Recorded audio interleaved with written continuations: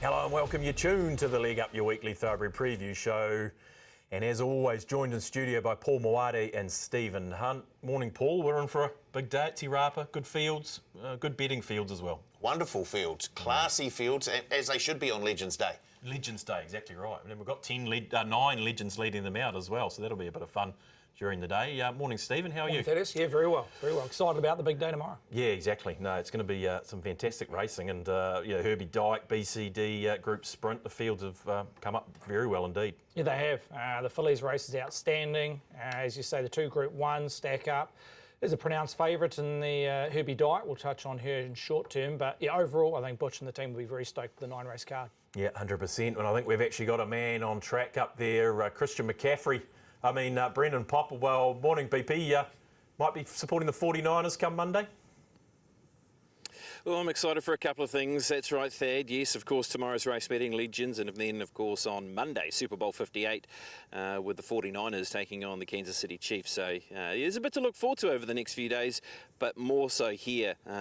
What a race meeting. I mean, it is a special day with the two Group 1s. Then we get to see the Phillies, of course, progressing beyond 1,600 metres, some of them for the very first time. And then, of course, our new race worth $350,000, the Sir Patrick Hogan Phillies Classic, over 1,600 metres to look forward to. So undercard strong, Group 1 strong. So, yeah, it should be a fantastic day. Yeah, no doubt about that. Any Super Bowl promos or anything we should need to be worried about in the Super Bowl on Monday? Yeah, those punters who like to take a same-game multi, we've got a same-game claim, but it's a... It's BP, of course. It's a Super Bowl same game. Yes, it's almost like this has been tailored for BP. Yeah. Just take a 3 or more leg same-game multi on the Super Bowl, and if you miss... Don't have to miss by one. You can miss by 2 or 3, or if you're taking more. It suits my betting. You'll get a bonus bet up to $50, and that's on your first same-game multi on the Super Bowl. So it's a free hit, basically? It's a free hit. You either win your same-game multi, or you'll get a bonus bet up to $50 back. That's for your first one that you play. Okay. Your first same-game multi. That's going to be right up BP's alley. BP, will come back to you for Maiden of the week. Look, I'm going to suggest you didn't have to be a rocket scientist to find this one. No, it was a pretty easy one, and I don't normally go for the 2-year-olds, but when a horse nearly breaks a track record and wins by 9 lengths, I think you've got to put it in. Alabama Lass, wow, look at this win from this horse. Very good at the trials, showed at the recent trials around Tauranga that the horse was ready to go. Marketplace was having her as the second favourite, and of course Lesniak had very good trial form leading in, but wow, she was lonely. She was in blissful isolation down the straight, was Alabama Lass, and now sets up for what we'll see in terms of Matamata Breeders in a couple of weeks, because that has to be an exciting race when you think of her heading that way. Captured by Love, of course, winning last weekend and 3 on the end, winning at stakes level in a heavy track condition where she didn't look overly happy. Velocious, I'm not sure if she's heading that way or not, but overall the Matamata Breeders is always a good race, and we could be in for a doozy coming up in a couple of weeks. That's mouth-watering, that potential, that Breeders, Stephen. Yeah, I hope all 3 go there, and we'll be able to get a good assessment of who holds top 2-year-old honours, which obviously you've got to be firm in the camp of Velocious and what she performed on Karaka Million Night, but that would be mouth-watering, no doubt. Always throws a little bit of a spanner in the works with that Karaka Million 2-year-old not being a Group 1 or a group or listed race, doesn't it? Sometimes can make it a little bit tricky, but it's sort of solidified its position, hasn't it, as a race? It can. From memory, look, the winner has always been a bit vulnerable, dropping back, well, not dropping back in trip, but dropping back in a couple of weeks' time for the Matamata Slip or Breeders, historically. So not to say Velocious will fit that bill, but yeah, she'll be awfully hard to beat. Yeah. But she's got some serious competition if those other 2 fillies head that way. Okay. Let's not muck about, gentlemen. Let's get to Te Rapa. The 4 races that we're going to preview today are obviously from there. And weather and track conditions, Steve, what are we playing on tomorrow afternoon? We're looking at a true position. Now, that's important because you go back to the previous meeting at Te Rapa, Waikato Guineas Day, which was on the 31st of January. The rail was out 7 metres, so it goes back to the true position, which is the norm on a premier day. Currently a soft 5. Now, look, there's the odd shower forecasted later on today and some heavy showers forecasted on race day come roughly around about 1:30 in the afternoon. So we'll just have to keep an eye on that. But as I say, currently a soft 5 with that with that murky forecast in the horizon. But yeah, they would have great weather all week. It's just frustrating. Hopefully the showers can hold off. Let's go to the main race of the day. The race number 6, the Herby Dyke Stakes, Group 1 over the 2,000 metres, and you were referring to this short price favourite, the very, very good mare in Legato, Stephen. Yeah, she's been well back favourite too, Legato, $1.75. That's clearly not put punters off. She's the best back runner in terms of dollars invested and holds 6 times more money than the second favourite in Campanessa at 6.5. Sharp and Smart, currently the second best back runner, even though it sits in that third line at $8, peaked at $8.50 during the week. Aquacade at $9. One Bold Cat has been specced in the last 6 to 12 hours. That might be around the odd shower forecasted, which we've already touched on, $11. No Compromise at 16, shares the same quote as Skyman. Best of the rest is Maliston, Awkward Gate at $31. So overall summary, Legato clearly the best back runner at $1.75. Yeah, happy to take $1.75 BP, no surprise. And if we have a look at the last start run in the Aotearoa Classic behind Desert Lightning, looks like she's set to run the 2,000, no problem at all. Look, you'd say off the back of this run that she is. I think first and foremost we need to talk about what happens around the race shape of this race, because she's drawn barrier number 1. She jumped well in this race. I will say that she did jump and put herself in a position where they were able to find themselves sort of just, what was it, just off them around about that 5th, 6th position. But she did jump well.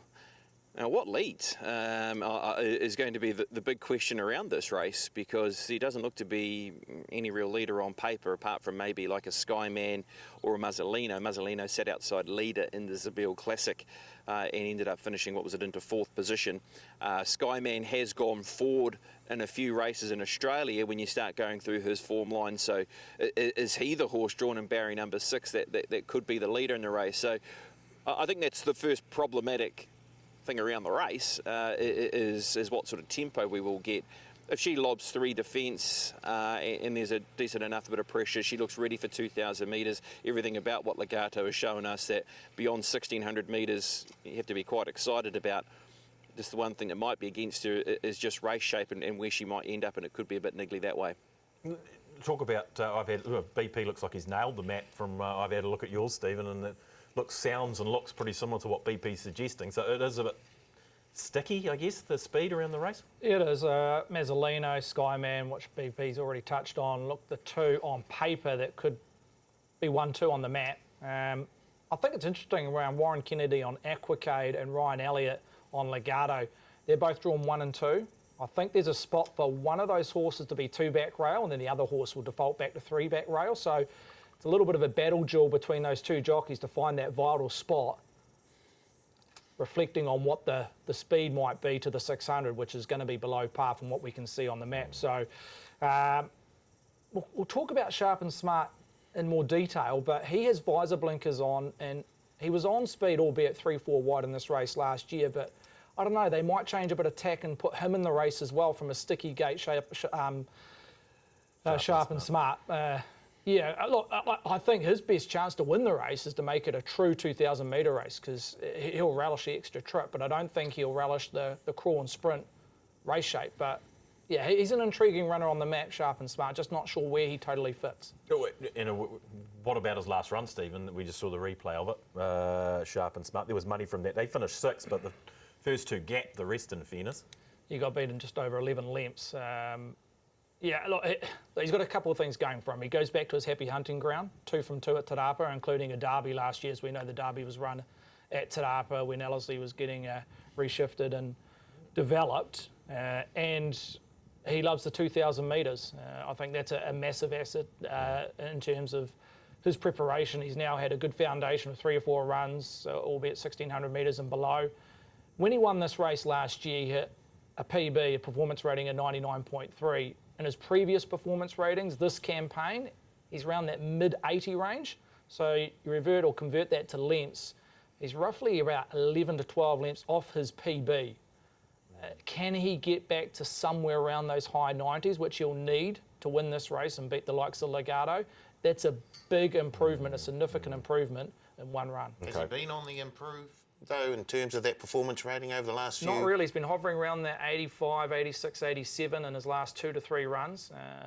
Look, he was in the line okay at Ellerslie last start, but at the end of the day, he was he was surrounded a few horses that were well in the market in terms of $50 and above, Arby, etc. So, and like I say, he was a good 10 lengths off Legato. So it's a big improvement he needs to do to change the table on the favourite. Okay, the next race I want to have a look at is the Zabeel Classic, Paul, and this features Campionessa.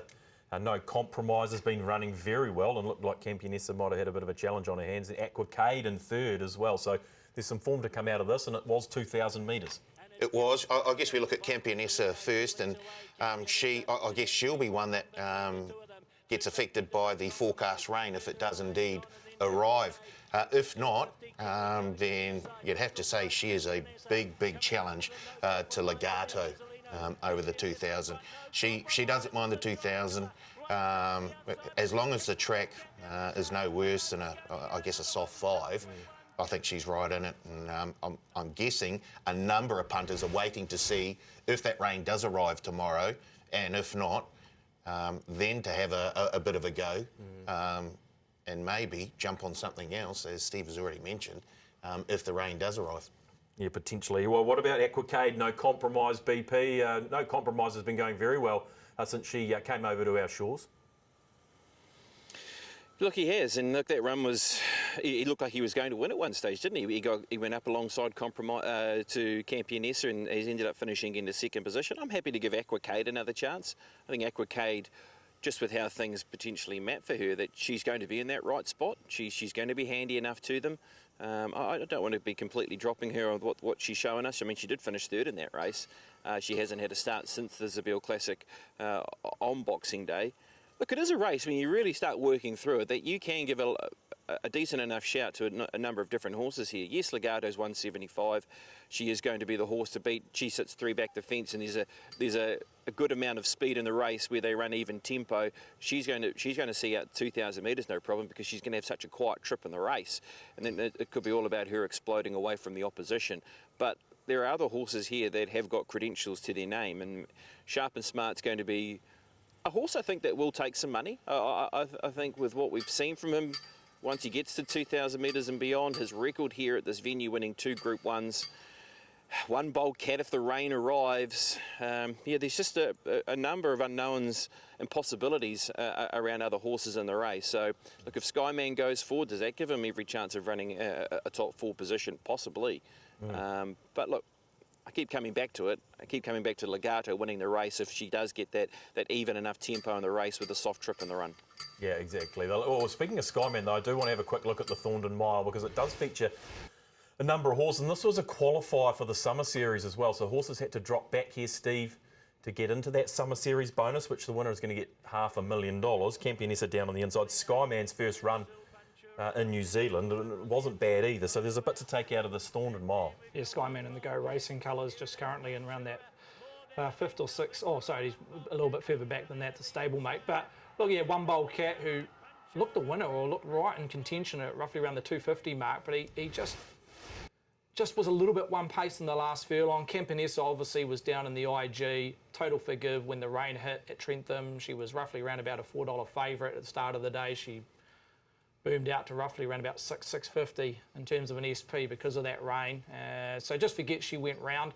Just on Campionessa, I think the ideal spot for her on the map is 1 out, 1 back. I think Opie will use that tactical speed, which they did in the Zabeel. Now, remembering the Zabeel did come or unfold as a very much a call and sprint, which we alarmed punters leading into the race, and it fell that way for Campionessa. She was probably the best horse on the day as well, but again, she was advantageous to the race shape. So I think Opie, if he's 1 out, 1 back, he can just continue to look over his left shoulder and keep an eye on where Ryan Elliott is situated. Hopefully in Opie's mindset that he's 3 back rail, but regardless if he's 2 or 3 back Ryan on Legato, Opie will continue to look over his left shoulder and just keep an eye on where that horse is placed, the traffic around Legato, and when to take off on Campionessa. It could be a little bit earlier than he might want, or he might just keep holding Campionessa back until maybe well into the straight. But I think he's in an ideal position, OP, on the map, just to keep a watch on what Ryan Elliott's doing on Legato mid-race. Yeah, I feel like, sorry, Paul, I feel like if they hadn't run Campionessa in the Thorndon, because they were obviously over an eye to the New Zealand Summer Series bonus there for $500,000, if they can take that out, the Bone Crusher being the other leg. I feel it might be shorter in the market, Campionessa, and I almost want to give her a pass off that Thorndon run. Yeah, I think the biggest dilemma and the lack of money for her thus far this week is purely down to the showers forecaster, because we could get a similar scenario. Hopefully not, but the forecast is a bit dodgy, as we've already touched on, and if there is a bit of aqua falling on the track, then we may see a shift in that second line of betting where Sharp and Smart doesn't mind a little bit of aqua, slot into that second line, and Campionessa drift. Paul? Just back to One Bowl Cat. And yes. We've taken money, so first of all, people punting on probably will be a heavy track. It won't be heavy. We could get to... Okay, there we go. Hot take from Steve. Hot take. Be careful, Steve. You'll be predicting track conditions as far out. Also, get yourself in trouble. Robbie Patterson on fire at the moment. Craig Grills, fantastic combination. But then that Thorndon Mile run, I think Billy Pinn dropped the whip at around the 250, which is when you expected One Bowl Cat to sort of continue on through the field. So maybe a slight excuse there. I reckon if you were watching the show on Friday morning, and I'm sure thousands are, you'd probably have a little bit of $11 around One Bowl Cat, wouldn't you? Just on the chance of a bit of rain, Paul? Are you asking if I have already? Or? No, I'm not asking you to declare your hand, but what would your advice be to our viewers? I'd be getting on One Bowl Cat right now. Okay. No deductions, no surprises, as you know. I have heard that. Stephen, just who do you think's on top? Who would you be having a bet on in this year's Herby Dyke Stakes over the 2000? Oh, look, I won't go outside the square. I think Legato's clearly the horse speed. That's obvious by a price. I just feel there's one or two variables against the other rivals in the race. And the only thing you can go against Legato possibly is the map being 3-back rail, but I think she's so superior on previous performance ratings that she can overcome that, and Ryan as well. I do agree One Bowl Cat comes into the conversation if we get those showers in the afternoon, and that's just excluding Campionessa because she'll go the other way. And Sharp and Smart, I've just done more preparation. There's no excuse on Saturday for him. There is no excuse. He's got that foundation. He's got those runs under his belt. He hits 2,000 metres. His happy hunting ground being Te Rapa. So, look, I hope he runs really well. Yeah. Don't get me wrong. And he progresses towards Australia and Sydney. But I do feel his best chances might be able just to take a bit of intent in the first furlong or two and go forward. Yeah, okay. Paul, surmise the race for us, and what would you be having a bet on? Legato. It's going to win it. Yeah, I think so. If the rain does come and the track does downgrade significantly, then One Bowl Cat certainly comes into contention. But at the moment, I just think Legato. She just looks like the 2000 is just there for the taking for her. Unless she gets a wee bit of bad luck, I struggle to see her not winning. Yeah, no, fair play to you. Final thoughts, BP, on this year's Herby Dyke, and how are we having a bet into this one? Well, there is an early crow market too. I guess that becomes around Muzzolino or Skyman. So maybe Skyman in that market. If you are looking towards the early crow, it's a cool market. I love those funky little markets. If you're looking to try and play something different in the race, and here is the market for you around the early crow. Muzzolino 350, 460. For Skyman. Aquacade 550 is drawn to be there. Campionessa, I was trying to find a way that Campionessa could end up there, and as Stephen mentioned, maybe Sharp and Smart if they want to try and play it differently at the $8. Did any of the roughies play a hand? I was trying to find if Lady Talina had ever gone forward in her races. I went back through every single start, and I didn't find her leading in any of her races, who's sitting at $31, though, the roughie in the race. Look, overall, though, I think it's around Legato. There's the issue with rain, and that you've mentioned a lot around Campionessa. I think Aquacade, no matter what the track conditions, will be a big player in this race.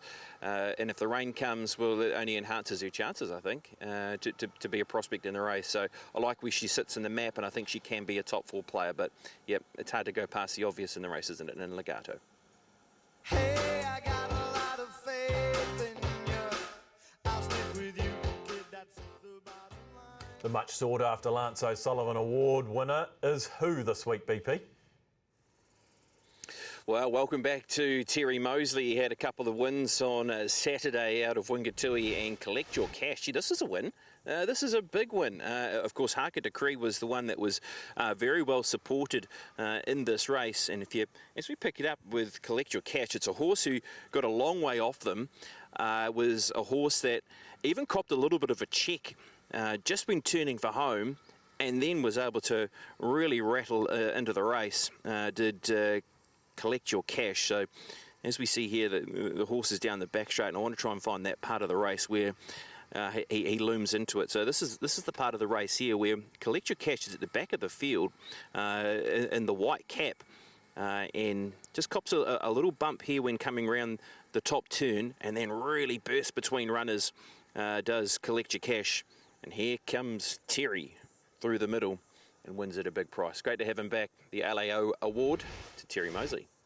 Oh, very good, Terry Moseley. Well done, Terry Moseley. Great win. There was money for Collect Your Cash.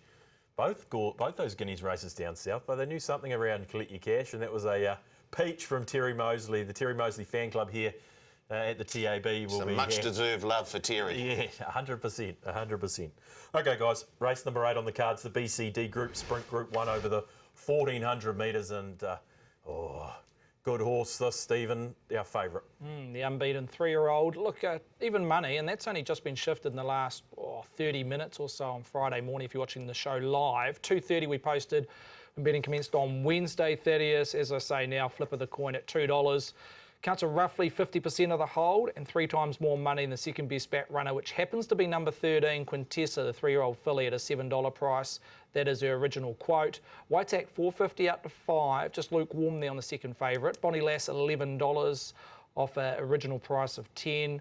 Dragon Leap identical to Bonnie Lass, 10 out to 11. Farrelly only 12 out of turn to $13.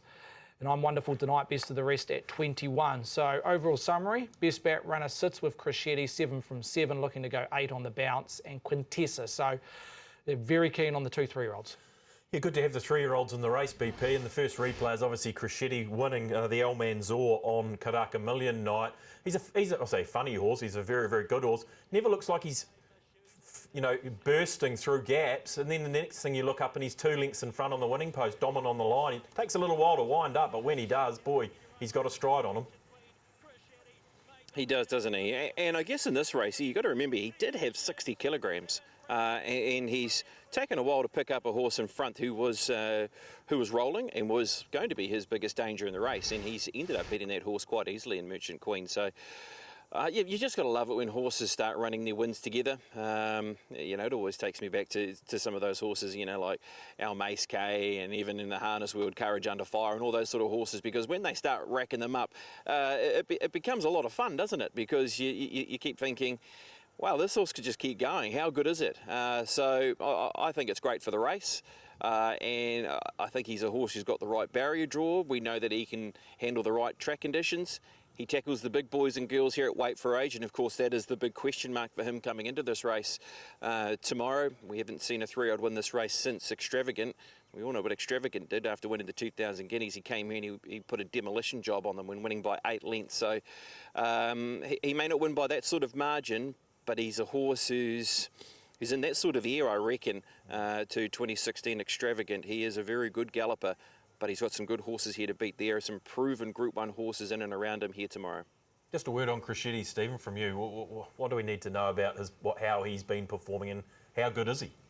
Oh, he's very good. He's in the conversation of Extravagant League back in 2016. I think they're slightly different horses.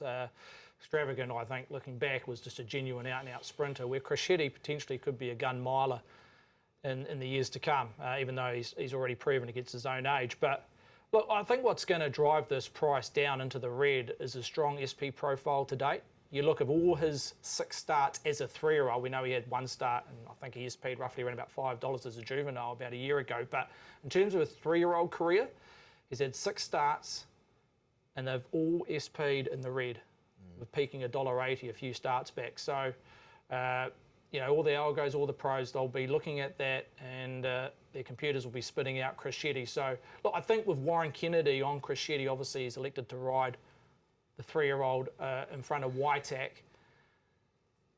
he's going to have plenty of options. Just like Opie Bossum with Campanessa, I think he has plenty of options. He's drawn barrier 2, which is vital for his chances for a horse that has tactical speed. He can obviously lead, but if the likes of Corsign, Mav, if in doubt, Get Out, who have both drawn sticky gates, want to come across and go forward, he can trail, he can come off the rail, one out, one back. I think Warren's got plenty of options, and I think that's a lot to do with the early move, 230 into 2. Okay, let's have a look at the railway, and the boys might run the Telegraph on the back of that because they feature a couple of the same horses, but this is Waitak Paul winning a railway, Dragon Leap finishing 4th, and Bonnie Lass been doing nothing wrong, running very, very honest races, finishing in 2nd, I think, or 2nd or 3rd, one or the other, but this is Waitak's win, and gee, on the eye, this was a heck of a win. Huge by Waitak here. I thought he was sensational. As soon as he got that clear room, he just went boom. And it was another special by Warren Kennedy, of course. Look, I like him. And it's no slight on the favourite here. I really give him a big go here. I know the money's come for the favourite. But I give Waitak a huge chance, and I'm hoping that we might see a wee bit of a drift come Saturday. Yeah, okay. Waitak, a good win in the Railway BP. Here's Bonnie Lass. I'm Wonderful Tonight, who's been running very well. And Dragon Leap again, who can't be forgotten, Dragon Leap in a race like this. No, because if you look at that run in the Railway, he finished into 4th position. He lost the plate. He looked like he was actually going to be right in the hunt at one stage. And there in that race, there, the Telegraph, he just didn't get any favours, did he? In a race that really didn't develop for him at all with where he was. And it was just, it was a mess all round, wasn't it? So he performs well here. We have to go all the way back to late August when he did win a Foxbridge plate. And then, of course, he went on to run into 2nd position in a Tarzino. Those are form references that I think are suggesting he is good enough to be a chance in this race. He needs things to go his way. He likes high pressure 12 and 1400 metre races. He should get that here because there are some horses drawn out wide that will be wanting to try and find that position. And as Stephen mentioned, with Crescetti drawn low, maybe there's a couple of others that want to try and find that position to try and get in front of him or try and really inject speed into the race. And I think those horses out wide will do that. The likes of If in Doubt, Get Out. Bonnie Lass, I guess, is an interesting horse in terms of what they want to do from out there.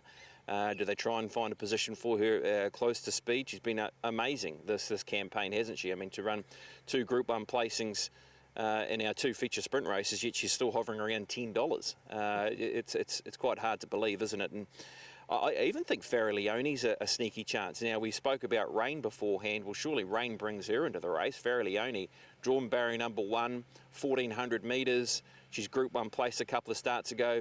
She can run at the mile. She can run at 1400 metres, as she saw in the Westbury Classic. She could become a very good top 4 bet in the race if any type of rain came about and it brings her into the race, because I think she can use her barrier draw. So a number of angles, team.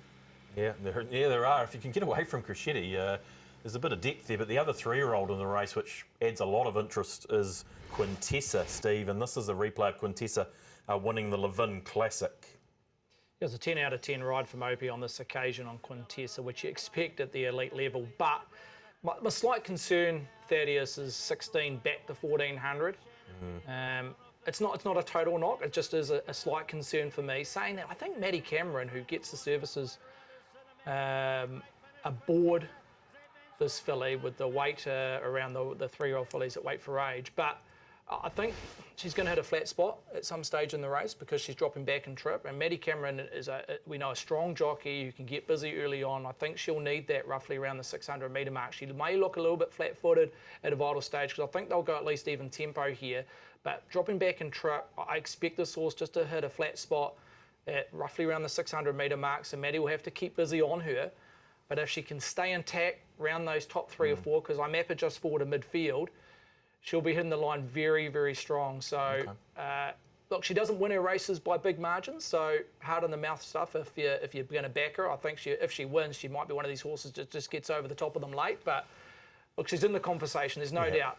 She has that X factor. We don't know how high that ceiling is, being a 3-year-old filly. I think she's okay placed in terms of weight for age at this time of the year for the 3-year-old fillies. But I do think the jockey suits her because I do feel she's going to hit that vital flat spot. Okay. Crescetti or Waitak for you, Steve, in a word? Crescetti, purely on the map. Waitak, I don't think it was a fluke. in the railway. No. But he just needs key variables to go his way. Okay, Paul, your final thoughts in this BCD Sprint. What are you going to be doing from a betting perspective here, and who's going to win the race, I guess? I do like the looks of Farrellione, especially if we get a wee bit of weather. I thought that was a great run in behind Belclair on TAB Karaka Millions night. Gave us a bit of a fright, that run, really. Indeed, yes. The boys get paid. We're all over her. She was second behind Desert Lightning in the TAB Classic, and we saw what Desert Lightning did on that night as well. So she's got a lot of good form about. Josh Shaw seemed to be very, very bullish about her chances there. So I think she's a good each-way go. Look, I give Waitek a good old go, yeah. It's hard to back against, I guess, a horse that's done nothing wrong. No. But yeah, Waitek and Farrellione for mine. Okay, good. That's nice. BP, your final thoughts here in a BCD Sprint? Yeah, I'm just going to put the punt to one side here, and I think as a racing fan, I think it's great that we have Crescetti in this race, and to see a horse really lining up that picket fence, I think it's cool. And imagine if he can win here and make it 8 from 8, and it's a Group 1 at weight for age level. I think it really builds a lot of momentum for a horse like him, who's already gathering the fans, because when he won the 2,000 guineas, we discovered a new nickname. Because Daniel Narclay, the owner, of course, said, what about that guy on board, the Wizard of Woz? And boy, that hasn't stopped since in terms of calling Warren Kennedy his new name. So I hope it continues. I really do hope this groundswell of support for Crescetti can continue and he can take the race out. But it's not going to be easy. I think horses like Waitek, yeah, the race needs to go his way, doesn't it? Farrellione is going to be my investment in the race on an each-way basis. Might have something now. And looking at that top 4 price, it's sitting at $2.40. I think that top 4 really gets me in terms of having a multi-investment and a single bet on the race. You can count on me like 1, 2, 3, I'll be there.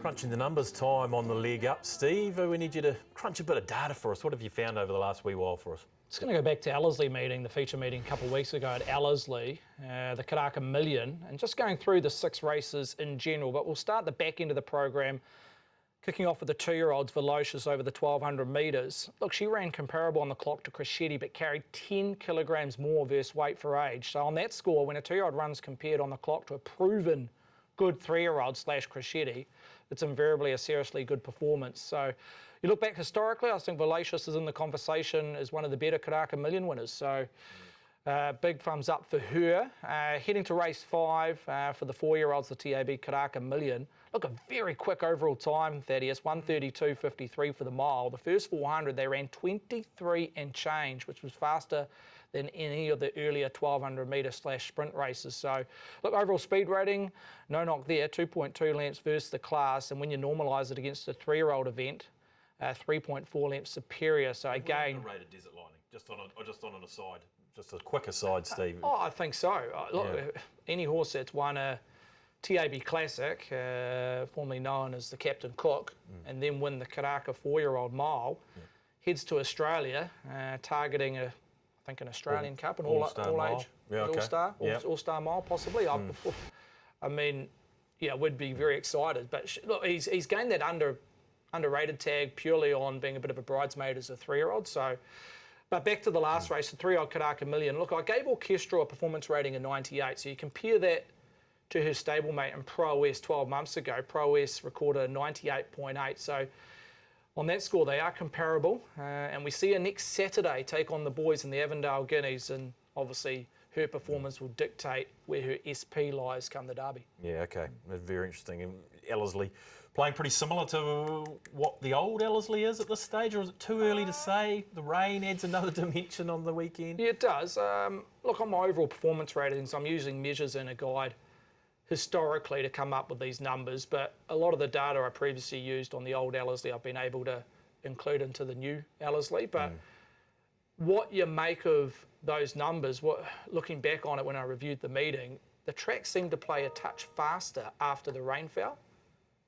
Make what you want out of that, I'm not sure, but numbers can play a little bit of a fool on you, but just on the data, it did play a little bit quicker come race 3 onwards. Very small sample size. Yeah, I'm sure your database, you've been crunching your numbers there, Paul. I'm sure Ding dong. You better come into your crunching the numbers next week. Right, race number 4, boys. David and Karen Ellis, Phillies Classic Group 2 over the 2,000, Stephen. Oh, Wowee. That's a great field. It's a cracking field. Excluding orchestral, it's as good a filly field as what we could have asked for Butch and the team on Saturday. Headed by Molly Bloom, now $3.30. Now the key around that is at $3.60. And I'm just looking at the TAB website online. She is now to $3.20. So she's just even come in a turn or two in the last 5 to 10 minutes, Molly Bloom. And she's an intriguing runner. Now we'll talk about her in more depth soon. But $3.60 now into $3.20 and accounts for roughly 50% of the hold. So she's clearly the best back runner. In front of Sabina at $5. Mary Shan at $6, Grail Seeker 8.5, same quote inspired by Ada 8.5. Then double figures around about time at $10. Tulsi $14 has been specced, still banging. Got as high as 16, then driven back into 13, back out to 15. Livid Sky, the stablemate, also at $15. Best of the rest is the Entertainer at 26. So look, overall summary. Molly Bloom, best back runner when it comes to the fillies. Yeah, look, no surprise, Molly Bloom, best back runner, BP. But we're going to first look at her run at Ellerslie, finishing 7th behind Orchestral, obviously, in Karaka Million night. What do you make of this run, BP? Because, I mean, she started actually favourite ahead of Orchestral in the race and finished 7th. Look, we all know that there were some horses who didn't handle the racing surface there. There was horses who were feeling the ground shift underfoot. And also another thing you have to remember is that it was not many horses, apart from Justice Sharp, it was making ground from back in the field there, were actually winning down that part of the track. So the map was against her. There was a number of things against her that day. So do you just try and wipe it? Do you say, let's look towards a new day and more distance to 2,000 metres? I think 2,000 metres is definitely going to be her friend. You would have thought, the way that she was progressing through this preparation, that she was a horse who was really going to appreciate 2,000 metres plus. Where she ends up, and sometimes she can get a wee way off them. How does she map here for this race? She's drawn in barrier number 6. Can they be a few pairs closer? Would be nice. If they can find that sort of position with her, but then at the same time she is going over ground for the first time, so it's all about trying to just get to relax underneath, and maybe she's a pair further back than that because they're just trying to get the horse to relax and get the 2,000 metre distance. So all those variables come into the mixture, don't they? And then you've got horses that have had a run over the distance, and there's a couple of them in this race, including About Time, who was able to win the Sir Patrick Hogan.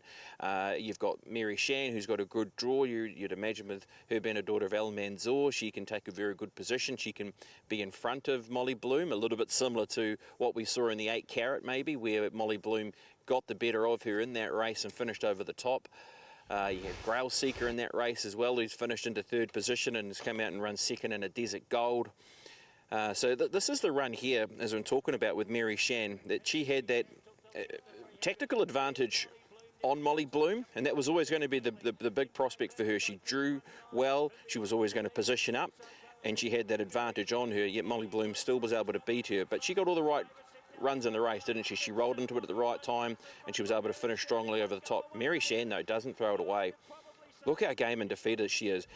Yep, saddle slips a little bit on Molly Bloom, and maybe the margin could have been bigger, but she keeps going with Molly Bloom, doesn't she, Mary Shan? And then there's that gap back to Grail Seeker, who's finished a placing in the Desert Gold. So I like Mary Shan on the map because of the position that she might be able to take, but still thinking if Molly Bloom sees that trip out and gets the right run in the race and can roll into it, she'll be the one that they'll be looking out for again. She'd deserve a bit of a change of fortune, Mary Shan, wouldn't she, in a race like this? But it was a great run behind Molly Bloom in an 8 Carat, Paul. It was, and I loved her through the line as well. She suggesting that up to 2,000 will be just right in her wheelhouse.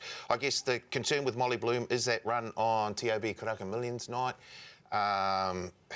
Obviously, the market doesn't mind that. They're looking at the 8 Carat or the 1,000 Guineas run, and off that form, you'd have to say that yes, she's a very, very good chance here. But just a few question marks for mine on that run on TAB Karaka Millions night for Molly Bloom. But the market, certainly no worries. As Steve just mentioned, was it 360 into, was it 320 So the support's there. I do like Mary Shan. I think she's a very, very good chance. I guess if we're looking further down the page, and I think we've got another replay to have a little bo peep at. If you're worried about Molly Bloom, maybe you like the replay of Sabina winning a desert goal because, gee, on the eye, this was super impressive, Paul. Very, very good here by this Almanzor filly. She looks superb winning here, and once again, the step up to the 2000 would seem ideal for Sabina. And she beat a good field in the Desert Gold as well. So wonderful ride by Cozzy. A lot to take out of that, and she's another one that I've got in my numbers. I know you've got a soft spot for Sabina, Steve. Yeah, look, she'll have to improve roughly around about 1.5 lengths to match Molly Bloom if Molly Bloom can replicate what she produced in the 8 carat. I forget she went round to Ellerslie, but look, she's drawn barrier 1 from memory, so she'll get an economical run. Look, I don't think they'll go hard first time over 2,000 metres for the majority of these fillies. A few of them have gone over 1.25 miles on New Year's Day, but it's been roughly around about a 40-day absence between those horses in terms of race starts. So normally you see these lead-up races to the Oaks and Derbies run below even to the 600 and basically a sprint home. So I think that will unfold. I think initially there might be a bit of heat in the first furlong or two just to find their position on the map, but I think they'll button off mid-race. So Sabina, just on that score, look, she's very progressive. The team are a little bit up in the air about where her best distance is. Is she an Oaks horse, or is she a sprinter miler, or can she get away with it over 2,000 metres against her own age and sex? So one thing I will say about Sabina just quickly before we move on to our next vid is any showers, she comes right into it. There's no knock, even though she's maybe drawn an awkward gate if they come to the centre part of the track, if there's rain later on in the afternoon. But her best performance ratings has been when winning at Hawke's Bay on heavy track, and obviously the Desert Golden on an off track as well. Okay, what about this last replay of Inspired by winning a Maiden at Matamata? This would be an effort from a last start Maiden winner to be competitive in this, Steve. Yeah, I love this filly. She's so progressive. I just don't know how high the ceiling is, but look, from a pricing angle, Thaddeus, Inspired by Art is one of the horses I really lack confidence in terms of working out a winning probability.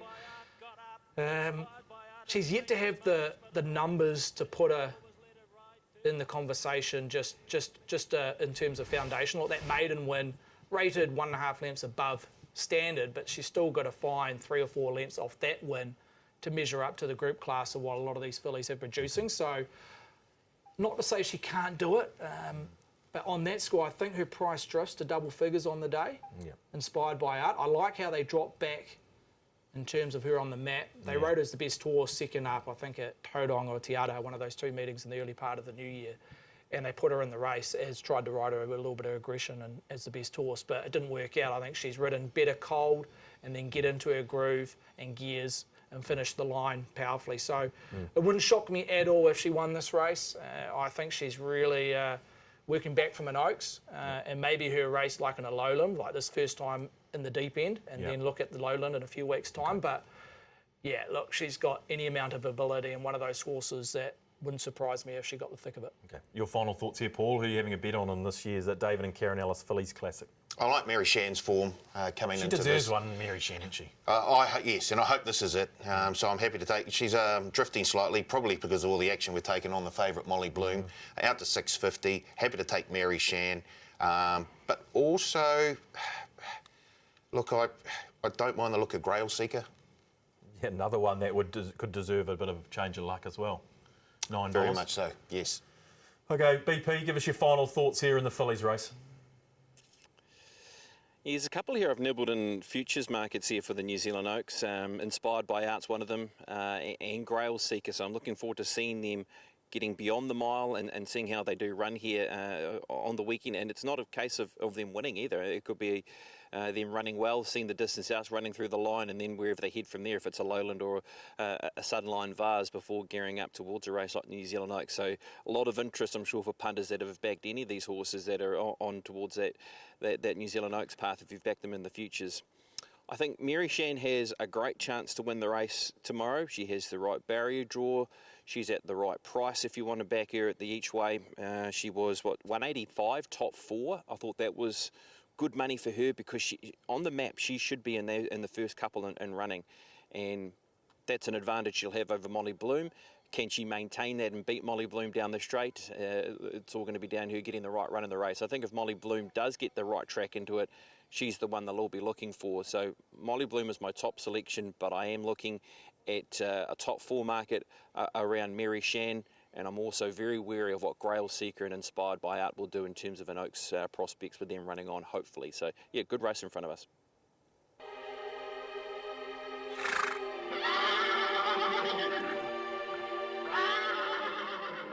Were they smiling overs golds in the last 7 days? Looking back to last Saturday, and look, they started with a hiss and a roar, that's for sure. Hugs, race 1, Wingatui, 16 into 650. I think Tina Komanyagi on board first. A Generation Joy finished third, 11 into 650. Amber Echo was 12 into $5, only could finish 8th. And Haka Decree, another one in the Guineas, 5 into $2.40, heavily backed. Raced up on speed and was a little bit wide throughout. Just peaked late and finished into 8. Here's a go, Claudius Maximus, and did lead the race, 31 into $7. Often some value if you can find the leader in races. I believe that would have been the reasoning behind the move around Claudius Maximus. Did fade away into 7th, and a decent move around Dazzling Miss in the feature. 750 into 360, nearly got the chocolates, just knocked off by Perfect Scenario. John Wheeler didn't forget to tell most of Taranaki about Trans Z in race number 1 at New Plymouth, 14 into 650. If in doubt, get out. Well, here's the move of the weekend. Whoa. Here's the move of the year. I know we're only a year into it. 16 into $2.70. Only just got up. Yeah, only just got up by 8 or 9 lengths. 16 into $2.70 first. Love Poem looks progressive. 18 into $8.50, be following Love Poem wherever it went. If it wasn't John Wheeler, it was Robbie Patterson. Contribute 10 into $4.80 in the Taranaki Cup first. Bang, they had a good day down there. And Shanti Lace, the rain arrived, the track got downgraded. This filly never gives it away. 26 into 650 was a little bit unlucky. If anything, could have finished a touch closer and wasn't far away from winning that race. So Overs Gods, particularly at Taranaki, doing a fair old job of it last week. If in doubt, there was no doubt. Yeah, well, runs around in a BCD Sprint too. If in doubt, get out. $31. Maybe it'll just lead them all the way. 31s into 270? Gee, hope not. If we've got it that wrong this week, we'll be having a few words. Okay, last race we want to have a look at, race number 7 on the card. So Patrick Hogan, Karapiro Classic. Look, Adam I Am 210, pretty dominant, Steve. He is, but they're speaking a couple in this race. Adam I Am, open even money, $2, just out of 210, but he has had some degree of support, the favourite. To Catch a Thief, 12 into 750, a 3-year-old taking on a few of the older horses here. Cinnamon, another 3-year-old, $26 into 8. Outside that, you got Reputation, 9 out to 11. The Odyssey, 9 out to 13, dropping back in trip. But look, overall summary, there's a couple of ways of looking at it. Adam I Am, yes, enough interest in there, but a couple of genuine firmers here, and notably 3-year-olds, To Catch a Thief and Cinnamon. Okay, interesting BP. I mean, Adam I Am's been a very, very progressive horse. Got the job done last time at Te Rapa in fine style. I think we have that replay. He's putting it all together, Adam I Am, and going to be hard to beat in this race, I would have thought. Look, he is, and I think you've got to applaud what Glenn Old and the team have done here. They've found those right races for him, because he could have gone towards the Aotearoa Classic as a 4-year-old. It was a race that it was signalled through the spring that could be a target race for him. But boy, they've ended up finding themselves a $350,000 maiden as that is a race that they can run in instead. So he is, without a doubt, a progressive gallop. We've all seen it from the start of this preparation to what he's been able to do. He was very good there, of course, in the Thames Cup, beating home Bad and Booge, who is a stakes performer, is Bad and Booge. He's got a barrier draw of 8. Look, he is a horse who potentially can go forward as well. We have seen that from him, where he can take a position, and that might be beneficial for his chances. If you don't like him, I can see why there are horses being specced in this market, because, boy, it's a field full of depth. And I guess one thing, when I wrote down these prices, To Catch a Thief was $12. Look, he is, the third highest runner in this race.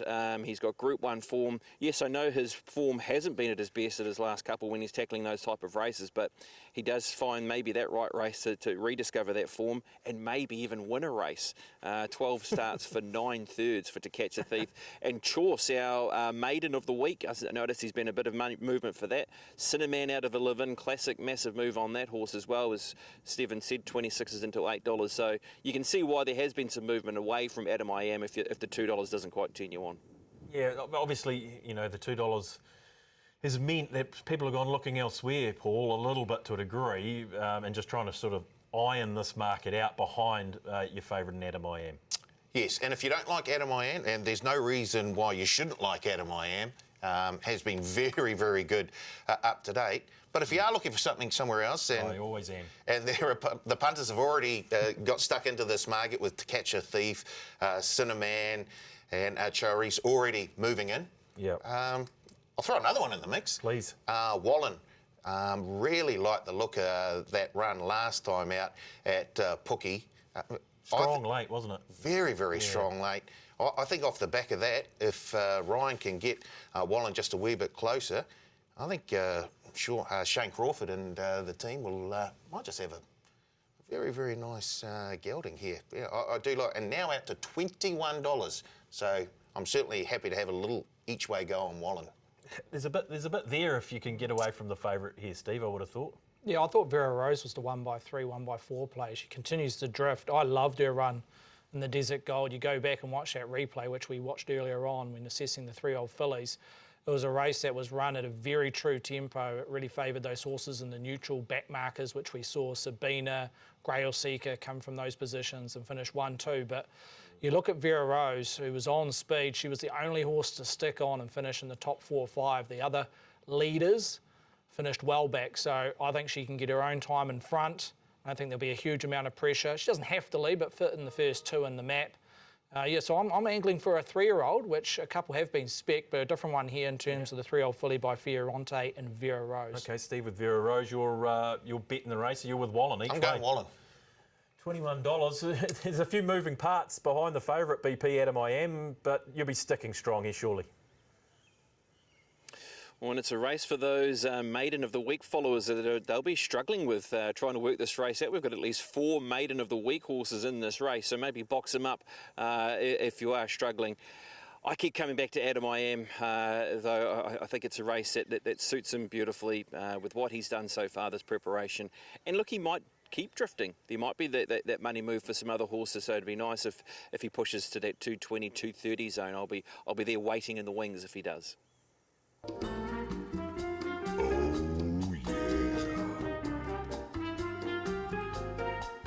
Adam I Am is boosted as well, we should mention, in that race. So go down to scroll down, you'll see Adam I Am boosted. Right, Fourplay time on the leg up. Your chance to win a $100 bonus bet multi with our 4 good things of the weekend. Is it time for us to mention we got our Fourplay up last week, gents? I think we should. How much did the winner receive? $840.50. Make sure they get the 50 cents, please, Paul. Well done, Logan. Yeah, you're only as good as your last bet, though, BP. What have you got for your Fourplay this week? Well, I'm going to go to Monday, so let's hope we get to this point of the Fourplay bet, because I'm going to go to the Super Bowl. I do like anytime touchdown scorer Christian McCaffrey, CMC baby, for a touchdown, $1.40 for the running back. He has scored 21 TDs this season. Let's hope he can score one in the Super Bowl. I hope BP doesn't stop him. I've gone to Te Rapa, the big Group 1. I think Legato, I think she's just a wee bit too good. And at $1.75, I know we don't often take a win bet in the Fourplay. That's how confident I am on the chances of Legato. $1.75 to win, bing, bang, bong. Stevie? I'll go for Financier in the last. The rating 75 for the 1,400 metres. Very impressive in winning at Manamata in this grade. She goes up a couple of kilograms. Sam Weatherly sticks with the ship here. Just maps beautifully in the top 3 or 4. She ran a really good number up Matamata, 2.7 lengths above the grade, and as I say, remains in that 75 level. Okay, I've gone Chap and Teal, race 9 at Riccarton, stepping to $2,000, $1.75 top 4. That $100 multi could return $564.56. Make sure you head to the TRB Facebook page, interact with the leg up question today, your favourite Herby Dyke winner, and also I believe we're going to have a leg up Fourplay banner on the website for those that like to take the Fourplay on their own thing. So get to the TAB website. It's up there now. It's already there? It's there. Oh, fantastic. Okay, Fourplay, the Fourplay banner, so that will load your bet slip with this week's Fourplay, and you could be in a chance to win that it's around $5.64 currently if you take that bet. Okay, best bet time on the leg up, gentlemen. But before we look at what we've got this week, let's have a little look at how we did last week. Dennis Wheeler, earth-moving Taranaki Cup. Oh, you had to. I like Colorado Star, hoping this horse can go back-to-back. Contribute the leader. Hi-Yo Sassbomb is starting to roar home. Contribute in front though, and the local mare will win. I really do like the look of Arabian Songbird. Can she hit the lead? Shanti Lace's diving missed. Can she has won it from Shanti Lace, who was so brave. One of the features down at Wingatui, race 5, the Dunedin Guineas, Haka Decree. Sense of timing, hit the lead, recline on the outside. Collect your cash from last, steaming home. Collect your cash from nowhere, wins the Guineas.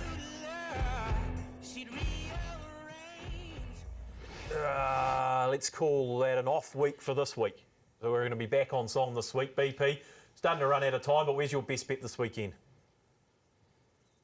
Christian McCaffrey, 2 touchdowns. No, I'm going to Adam I Am, race number 7, as my best bet, hoping the horse can continue on with the good form that we've seen so far this season. And at that boosted price, I'll have the boosted price too, please. Yeah, no, 100% you can have the boosted price there on the bottom of the race card there around Adam I Am if you like him in the Karapiro Classic. Paul, your best bet, please. You'd think after missing last week I'd go play with a straight bet and just touch short. I'm in the same race as BP. I'm taking Wallen. So read into that what you want. Out at $21 as we speak. I think at the price, I cannot resist. I think you're just playing with house money. You're thinking 40 plus 43%. It doesn't matter if I miss, but you're a hero if you get it, Steve. Oh, it matters if I miss. Oh, yeah. It does matters to me. Steve, your best bet of the weekend, please. I'll go down to Riccarton. The rating 75, 2000. Chap and Teal, very impressive winner. Look, the numbers aren't quite there as yet, but I'm just trusting the eye with this. She's a very progressive horse. By Zabeel out of a high shat mare, so 2000 shouldn't be any dramas. I've got Chap and Teal as my best for the weekend. Very clever. You found my Fourplay bet there as your best bet. You obviously saw me put my Fourplay bet in and thought there's a winner in Chap and Teal. Right, bonus back time. Let's have a little look at what we've got in terms of the bonus back bets. BP's gone Be a Rocker, race number 3, Te Rapa, Paulie, the Dutch Dame, sticking with Robbie Patterson, race 5. Hunty, race 5, he's gone in Fur at Te Rapa, so they're in the same race, but in Fur was a good winner last time. I've gone for the Marsh runner in race 1. I presume it will start in race 1 rather than race 2, and that's Rockin' Rosie. Obviously, we've got our bonus back races as well, Paulie, and I think the Grand Tour is an option, so it's races 1 to 6. 1 to 6 at Te Rapa, back to 2nd, 3rd and 4th, and also the first 4 races at Riccarton, Caulfield and Randwick. Okay, very good. There's the bonus back on your screen. The Summer Series is in action, so the winner of the Herby Dyke into the Bone Crusher could get a $500,000 bonus thanks to Entain and NZTR. So have a look at that market under the Grand Tour Hub to see who you think might win this year's summer bonus. We better get out of here, boys. Thanks for your efforts as always. BP, we better come to you and say goodbye. Enjoy your Super Bowl and enjoy your day. I know you'll be on track tomorrow, I'm sure. Yeah, can't wait for tomorrow, and make sure you get around that bonus for the same game multi as well. It's well worth a play. Maybe Kelsey, Pacheco and CMC touchdown at $4.60 might get me for that bonus play. But yeah, all the best out there, whoever's playing over the weekend. He even gives us time to give us a same-game multi-BP. He's a man for all occasions. I just want to see him do the touchdown celebration that he's got worked out for when he gets that big collect on the Super Bowl. It'd be nice to have a camera on in his house there with his son there and they're punching the air together. Thanks, Pops. Good luck. Thank you, boys. Fair play. They will. Paulie, thanks, mate. Have a good weekend. Yep, well, thanks, Stephen, for your efforts. Where are we next weekend, do we know? Yeah, back at Ellerslie, Avondale Guineas. Orchestral should be a dominant favourite. You can still back her at $3 with a boost of $3.50 for the Derby. Okay, thank you, gentlemen. We better get out of here. Enjoy your BCD, enjoy your Herby Dyke, and we'll see you in 7 days' time on the Leg Up.